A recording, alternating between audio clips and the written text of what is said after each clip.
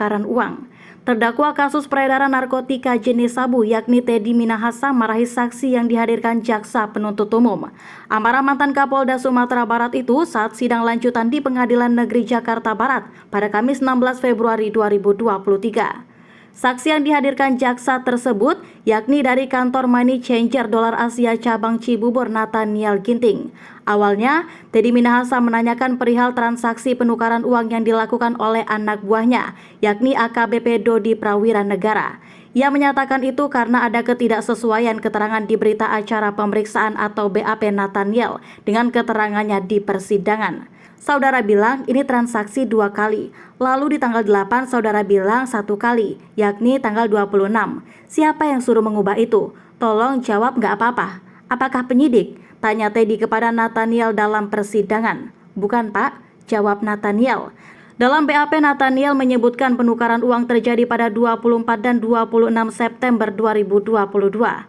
Kemudian, di persidangan ia menjelaskan bahwa penukaran sesungguhnya terjadi di tanggal 26 September 2022 sebanyak 2 kali.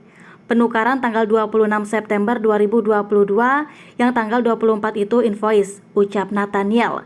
Suara Teddy langsung meninggi usai mendengar jawaban saksi. Seisi ruangan persidangan pun seketika hening ketika Teddy Minahasa dengan suara keras berbicara kepada Nathaniel yang berada di kursi saksi. Teddy kembali mempertanyakan perihal ketidaksesuaian tanggal yang disampaikan oleh Nathaniel. Ya Allah, ini buktinya saudara, tanggal 24 dan 26 di poin 8 BAP saudara bilang tanggal 26 September. Yang konsisten dong jadi saksi itu, kata Teddy. Ya saya konsisten Pak, ucap Nathaniel. Majelis hakim langsung menengahi perdebatan terdakwa dan saksi. Hakim Ketua John Sarman Saragi bertanya kepada Nathaniel apakah ada yang menyuruhnya mengubah keterangan.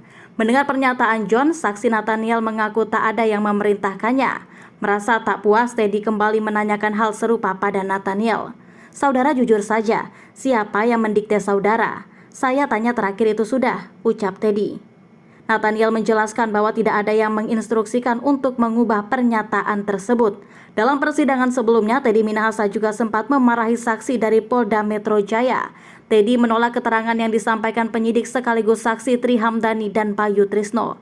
Kala itu Teddy menyinggung soal status positif narkoba yang pernah dirilis usai dirinya ditetapkan tersangka peredaran narkotika jenis sabu. Teddy berpandangan ada ketidaksinkronan tanggal antara rilis dengan hasil uji laboratorium yang diterimanya tersebut.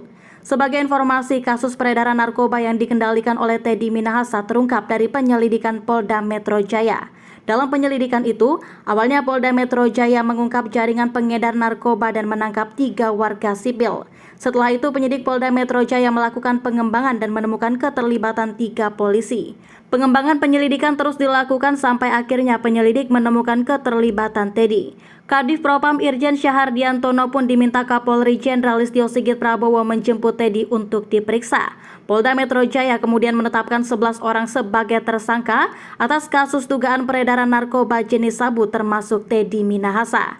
Sementara itu, 10 orang lainnya adalah Hendra, Ariel Firmansyah, Aibda Ahmad Darmawan, Mai Siska, Kompol Kasranto, Aibtu Janto Situmorang, Linda Puji Astuti, Syamsul Ma'rif, dan AKBP Dodi Prawira Negara. Teddy dan para tersangka kemudian ditahan di rumah tahanan narkoba Polda Metro Jaya.